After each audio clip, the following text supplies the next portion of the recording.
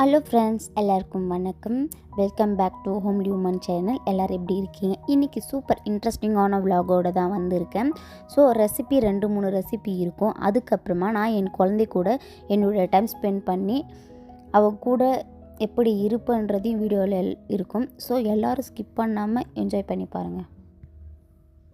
வீடியோவோட ஸ்டார்டிங்லேயே ரெசிபி தான் இருக்கும். ஸோ என்ன ரெசிபின்னு பார்க்கலாம். இன்றைக்கி மத்தி மீன் தான் குழம்பு வைக்க போகிறேன். அதை எப்படி நான் என்னோடய ஸ்டைலில் வைப்பேன்னு சொல்கிறேன்.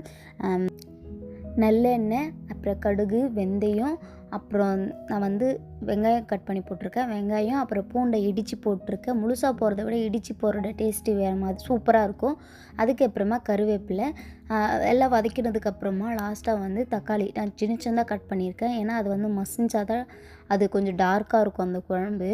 இல்லைனா தண்ணி மாதிரி இருந்தால் அது நல்லா இருக்காது. கொஞ்சம் டார்க்காக இருந்தால் நல்லாயிருக்கும். அதுக்கப்புறமா உப்பு போட்டு தக்காளி வதங்குற அளவுக்கு வதக்கி விட்டுட்டு தக்காளி நல்லா மயிற அளவுக்கு அதை கொஞ்சம் வதங்குற அளவுக்கு விட்டுறணும்.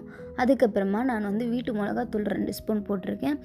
எனக்கு என்ன காரம் தேவையோ அந்த அளவுக்கு தான் எடுத்திருக்கேன். உங்களுக்கு என்ன காரம் தேவையோ அது போட்டுக்கோ. அதை போட்டு நல்லா மிக்ஸ் பண்ணி நல்லா விட்டுக்கணும். அதுக்கப்புறமா நான் புளி தண்ணி கரைச்சி வச்சுருக்கேன். அதை ஊற்றிக்கலாம். ஊற்றுனதுக்கப்புறமா அதையும் நல்லா மிக்ஸ் பண்ணி விட்டுக்கணும். ஏன்னா அடி தீ பிடிச்சிக்கும். அதனால் கொஞ்சம் அந்த மசாலாலாம் அப்படியே அடியிலே தாங்காமல் நல்லா வதக்கி விட்டுக்கணும். வதக்கி விட்டதுக்கப்புறமா அது 10 மினிட்ஸ் நல்லா கொதிக்கிற அளவுக்கு விட்டுறணும். அதுக்கப்புறமா பக்கத்துலேயே நான் சாப்பாட்டுக்கு ஒலை வச்சுக்கினேன். அதுக்கப்புறமா அது திரும்ப அது மிக்ஸ் பண்ணி விட்டுட்டே இருக்கணும் குழம்ப. நான் ரைஸும் வாஷ் பண்ணி வச்சுட்டேன். அதுக்கப்புறமா கொஞ்சம் நேரம் பாப்பா கூட அதான் சமைச்சிக்கிட்டே அப்படியே பாப்பா கூட போய் கொஞ்ச நேரம் அவங்க என்ன பண்ணுறாங்க, அவங்க டிவியே பார்த்துட்டு இருப்பாங்க. கொஞ்சம் டிஸ்டர்ப் பண்ணாமல் இருக்கிறதுனால அது ஒன்று தான் எனக்கு ஈஸியாக இருக்குது. அதுக்கப்புறமா அவளையும் அப்படியே பார்த்துட்டு ஒலை கொதிச்சிடுச்சு. அதுலேயும் அரிசி போட்டுட்டேன். அதுக்கப்புறமா குழம்பு கொதிச்சு நல்லா திக்காக வந்ததுக்கப்புறமா நான் மத்தி மீன் எடுத்துருக்கேன். வாஷ் பண்ணி மத்தி மீன் போட்டுட்டு ஒரு 5 மினிட்ஸ் க்ளோஸ் பண்ணி விட்டுட்டு அதை நல்லா வேக விட்டுறணும். வேக விட்டுட்டு நான் லஞ்சு தான் சாப்பிடுவேன். ஸோ கொஞ்சம் ஒரு 15 மினிட்ஸ் அது அந்த மசாலாலாம் ஊறட்டும் அப்படின்றதுனால நான் க்ளோஸ் பண்ணி விட்டுருவேன். நெக்ஸ்ட்டு ரெசிபி ஷீலா மீன் ஃப்ரை பண்ணுறதுக்காக செப்பரேட்டாக எடுத்து வாஷ் பண்ணி வச்சுருக்கேன்.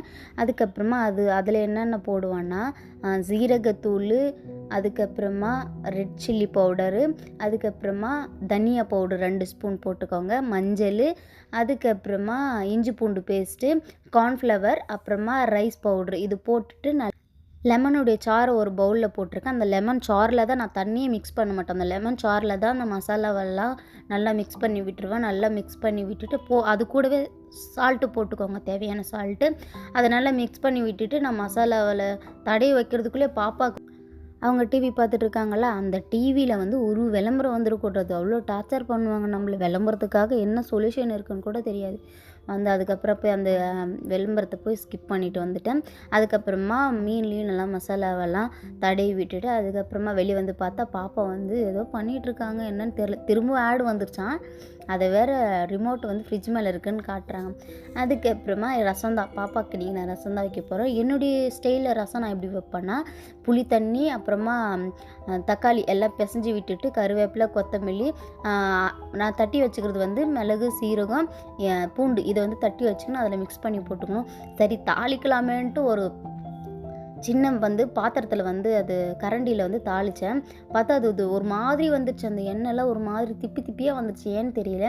என்ன பண்ணுறது, அது ஊற்றலாமா இல்லை கீழே ஊற்றிடலாமான்னு தெரியல. அதுக்கப்புறம் ஊற்றுனதுக்கப்புறம் சின்ன பாத்திரத்துலேயே எண்ணெய் போட்டு கடுகு, அதுக்கப்புறமா 2 காஞ்ச மிளகா அது போட்டு அந்த தண்ணி ரசத்துக்கு எல்லாம் மிக்ஸ் பண்ணி வச்சுருக்கோம்ல, அந்த தண்ணி அதில் போட்டதுக்கப்புறமா அது ஒரு கொதி வந்ததுக்கப்புறமா கொதி இல்லை நுரையா வரும். அது வந்ததுக்கப்புறம் அடுப்பு ஆஃப் பண்ணிடணும். அப்புறம் நானும் ரசம் ரெடி ஆச்சு. பாப்பாவுக்கும் ரைஸ் ஊட்டிட்டு அவங்களையும் தூங்க வச்சுட்டேன். இப்போ எங்கள் ஹஸ்பண்ட் வந்துட்டாங்க. சரி நான் லஞ்சுக்கு எல்லாம் ரெடி பண்ணி வச்சுட்டு சரி ஷீலா மீனில் தான் கொஞ்சம் ஊற வச்சிருந்த மசாலாலாம் போட்டு அதை ஃப்ரை ஃப்ரை பண்ணி எடுத்துகிட்டு வந்துட்டேன்.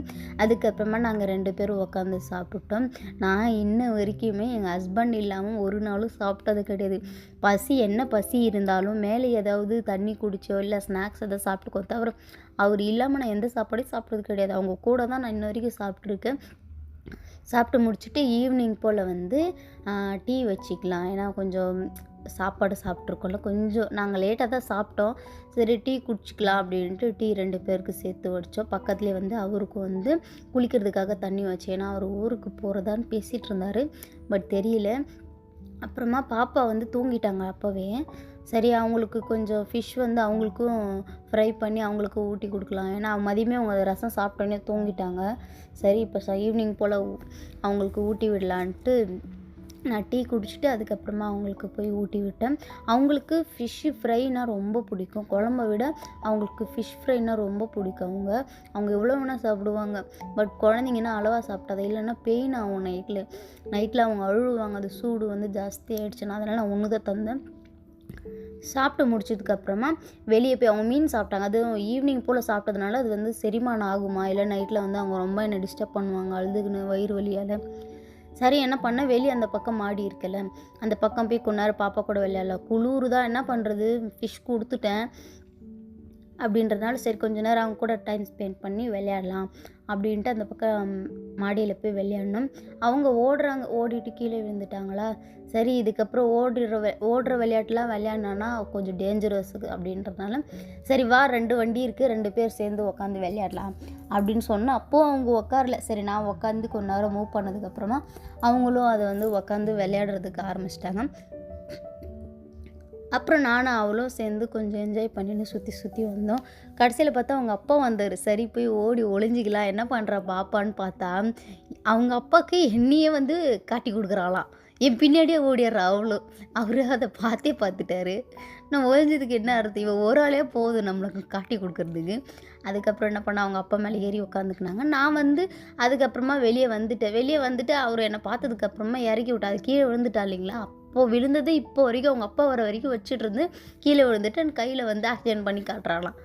அதுக்கப்புறம் நான் வந்ததுக்கப்புறம் எங்கள் ஹஸ்பண்ட் என் கூட வந்து ஜாயின் பண்ணி கொஞ்ச நேரம் உட்காந்துட்டு இருந்தார். ஏன்னா அவர் ஊருக்கு போகிறதுனால ட்ரெயின் எல்லாம் கொஞ்சம் புக் பண்ணுறது, ட்ரெயின் ஏதாவது இருக்கா அப்படின்ட்டு பார்த்துருந்தார். புக் பண்ணி வச்சுக்கலாம், காலையில் போகலாம் ஊருக்கு அப்படின்ட்டு. ஸோ பாப்பா கூட குழந்தைங்க இருக்காங்களோ இல்லையா விளையாடுறதுக்கு, நான் இருக்கேன். அதனால் அவங்களுக்கு டைம் போகும். ஓகே கைஸ், வீடியோவோட எண்டுக்கு வந்துட்டோம். இந்த வீடியோ இன்ட்ரெஸ்டிங்காக இருந்திருக்கும்னு நினைக்கிறேன். ஓகே, உங்களுக்கு பிடிச்சிருந்தா சப்ஸ்கிரைப் பண்ணுங்கள், லைக் பண்ணுங்கள், கமெண்ட் பண்ணுங்கள். இந்த மாதிரி மோர் வீடியோவுக்கு வந்து ஆல் பட்டன் ப்ரெஸ் பண்ணி கொடுத்துக்கோங்க. ஓகே, பாய்.